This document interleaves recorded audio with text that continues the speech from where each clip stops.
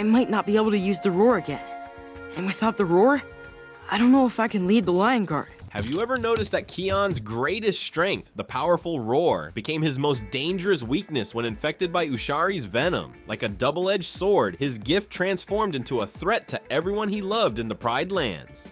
Imagine the one thing that defines you suddenly turning against you. That's what made Kion's journey far more complex than Simba's or Mufasa's. While they fought external enemies, Kion had to battle something much worse: the darkness growing inside himself. This internal struggle would transform him in ways that completely rewrote his destiny. The scar on Kion's face wasn't just a mark, it was a window into something much darker happening beneath the surface. Every time Kion caught his reflection, he saw the shadow of Scar looking back at him. And unlike every other Lion King hero who could run from their enemies, Kion's enemy was inside his own mind, the one place he could never escape from. Remember when Ushari struck Kion with his fangs in the Outlands? That moment changed everything. At first, everyone thought it was another battle wound, the kind Rafiki had treated before with his remedies. But something was different this time. Rafiki's healing mixtures that had mended broken bones for generations throughout the Pride Lands had no effect on Kion's wound. As days turned into weeks, Kion's condition worsened like darkness creeping across the savannah at sunset. The physical pain persisted, but worse, his entire personality shifted. The once level-headed leader experienced uncontrollable outbursts that left the Lion Guard backing away. Fuli would exchange worried glances with Beshte whenever Kion snapped at Bunga for jokes he would have laughed at before. Ono watched silently as their leader stared into nothing, his eyes glazed with inner torment. Ushari's bite wasn't just a random attack, it was Scar's ultimate revenge plan. A poison crafted to corrupt Kion from within. The venom targeted something far more precious than flesh. It aimed for his spirit, his essence, the very core of what made him Kion. The poison flowed through his veins like muddy water contaminating a clear stream, clouding his thoughts and judgments. Throughout Lion King stories, heroes faced all kinds of threats. Simba battled hyenas and stood against his uncle in physical combat. Kiara confronted prejudice between the prides.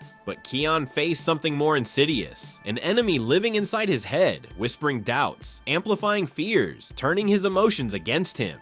There was no strategic retreat possible from this battlefield within his mind. The real horror came when Kion found himself thinking thoughts that weren't his own. In those quiet nights under the stars, he would consider using the roar to silence dissenters or forcing others through fear rather than respect. Each thought left him shaken, wondering if transformation into Scar was inevitable. Kion witnessed this change happening in real time with painful awareness. Each morning, he'd wake up wondering if today would be when he surrendered to the darkness. Each night he'd fall asleep terrified of who he might become by dawn. The Scar throbbed whenever dark thoughts surfaced, as if pulsing with Scar's malevolent spirit. The venom systematically dismantled who Kion was. His confidence crumbled as he second-guessed every choice. His judgment became clouded with suspicion. The self-control that made him worthy of the roar slipped through his paws like water. Sometimes when looking at water reflections, Kion would see flashes of his face morphing into scars, making him recoil in horror. As each day passed, a terrifying question grew. Was Kion fighting against becoming Scar, or fighting his own nature? Was there always darkness within him that the venom magnified? The journey to the Tree of Life wasn't just about finding a cure for a wound. It was a race against time before the light inside Kion extinguished completely, leaving only a shadow, a new Scar born from a once pure heart. What happens when the very power that defines you becomes your greatest threat? Every Lion King hero faced challenges with their abilities. Simba doubted his right to rule. Kiara questioned her future as queen. But only Kion experienced the terrifying reality of his own gift actively turning against him.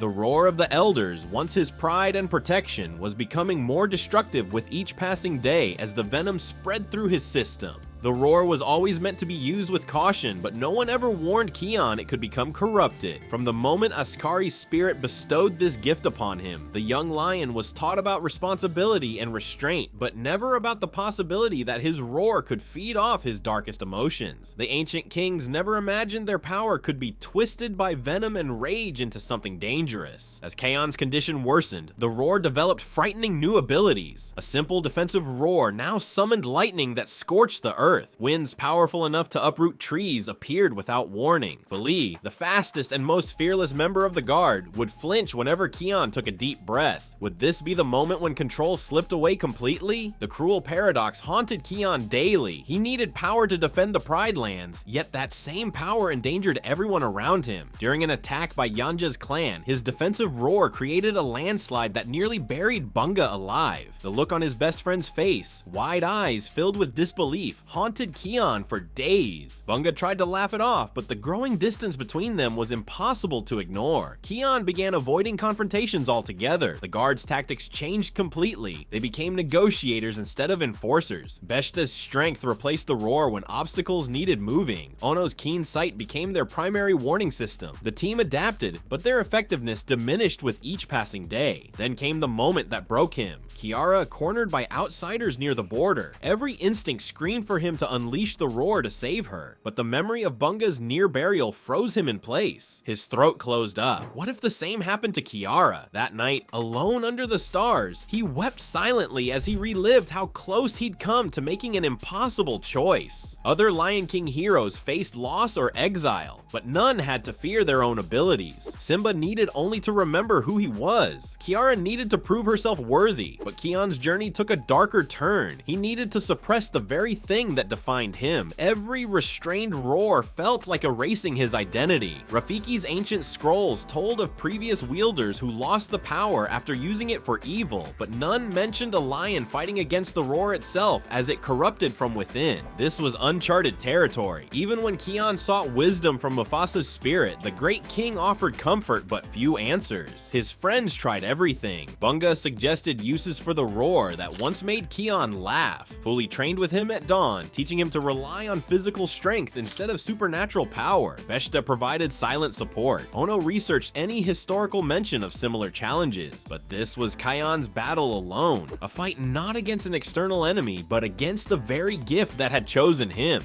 His friends saw the physical struggle, but remained completely unaware of the real war. Kion fought every single day behind his brave leader facade. The most painful moments for Kion weren't when the scar throbbed with venom, but during the quiet nights when a terrifying question would surface in his mind. What if he wasn't becoming like Scar because of the venom, but because that darkness was who he truly was underneath his hero facade? This secret fear haunted Kion more than any villain ever could. When daylight arrived, Kion would put on his mask of leadership, but that mask grew heavier each day. The Lion Guard couldn't understand why their once decisive leader now hesitated before making choices. His mind became like a divided kingdom, one part still the protector of the Pride Lands, another part filling with shadows and doubt. Once when they faced a group of hyenas, Kion froze completely. Fuli had to step forward instead, and later when she asked what happened, he muttered something about conserving his strength, turning away so she couldn't see the fear in his eyes. The isolation crushed him like a boulder he couldn't move. His father Simba had faced exile and self-doubt, but never questioned if his own mind was becoming his enemy. His sister Kiara struggled with proving herself, but never feared becoming the villain. His thoughts echoed in his mind like roars in an empty canyon, loud and painful, but heard by no one else. Even his closest allies couldn't reach him across this divide. When Beshte offered his massive shoulder to lean on during difficult terrain, Kion would accept the physical support while feeling the emotional distance widen. Ono once noticed Kion staring blankly at his reflection in a stream and offered facts about healing processes, completely missing the real battle happening behind Kion's eyes. And Bunga's constant "you got this, Kion" only made him feel more like an imposter with each passing day. During their journey to the Tree of Life, Kion lived two separate lives. By day, he was the wounded but determined leader. But when night fell and his friends found peaceful sleep, Kion would watch the stars, wondering if the ancestors could see the darkness growing inside him. The silence of night offered no answers, only the same terrifying question. Had the venom created this darkness or simply revealed what was always there? The worst moment came near a still pond one night. While the others slept, Kion approached the water for a drink, but recoiled at his reflection. For a heartbeat, he saw not himself, but a shadow of Scar looking back at him. The eyes held the same hunger for power that he remembered from tales of his great uncle. He backed away, his thirst forgotten. The next morning, when Bunga playfully splashed water on his face, Kion flinched so violently that everyone stared at him in confusion. What truly made Kion's journey so painful wasn't just the physical suffering, but the profound loneliness. Every other leader in the Pride Lands had someone who understood their unique struggle, but Kion's battle remained invisible, fought in silent moments between heartbeats when doubt whispered that perhaps he and Scar shared more than just a scar and a roar. Each step toward the Tree of Life carried not just hope for healing, but also fear. What if curing his scar changed nothing? What if this darkness was his true nature finally revealing itself? While other leaders worried about living up to their destiny, Kion alone had to fear that his destiny might be becoming the very thing he had sworn to fight against. Each painful step toward the Tree of Life was fueled by one desperate hope: that healing would erase Scar's legacy from his face. But what if the most powerful transformation wasn't removing the scar at all, but completely changing what a scarred lion could represent to the Pride Lands and himself? After the long and arduous journey, the Tree of Life finally appeared before Kion and the Lion Guard like a shimmering mirage in the distance. Its ancient branches reached toward the sky, glowing with soft blue light that pulsed like a heartbeat against the twilight sky. The air around it felt different somehow. Every breath carried the scent of healing herbs and flowing water. When Kion finally met with Nirmala, the Night Pride's healer, her words struck him with unexpected force. "We can remove the venom from your body, but the scar on your face, that will remain with you forever." The news hit Kion like a blow to the chest. Every lion in the Pride Lands knew that scars were warnings, visible reminders of inner corruption, but the Tree of Life seemed to whisper a different truth through its rustling leaves. Queen Rani of the Night Pride didn't look at Kion's scar with fear. Instead, she showed him something the Pride Lands never had: a community where leaders weren't defined by physical perfection.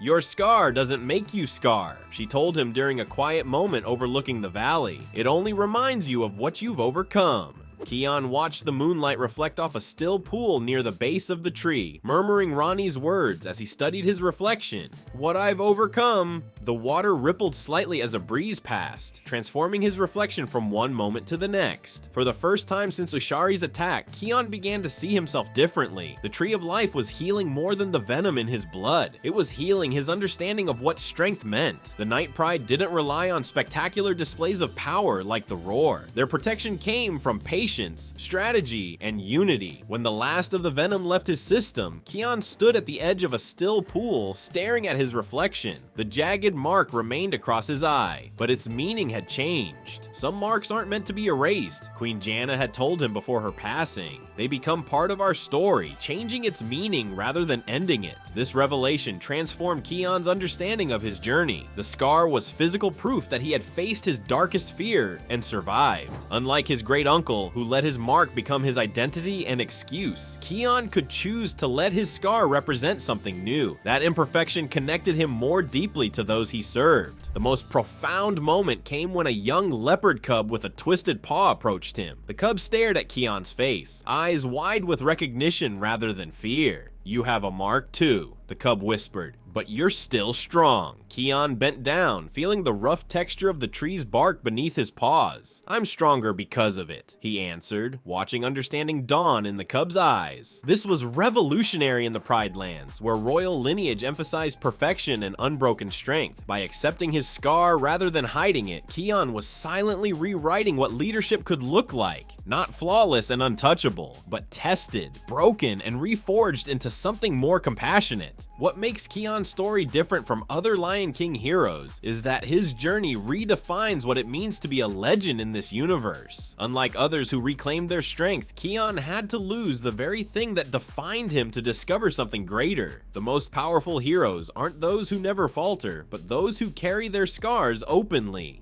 When Kion chose the Tree of Life, he wasn't running from his past, but embracing a future only someone who faced their darkness could understand. His greatest legacy isn't his birthright roar, but the wisdom earned through suffering. Our wounds don't end our story. They change its direction, guiding us to where we're meant to be, even when that place looks nothing like we imagined.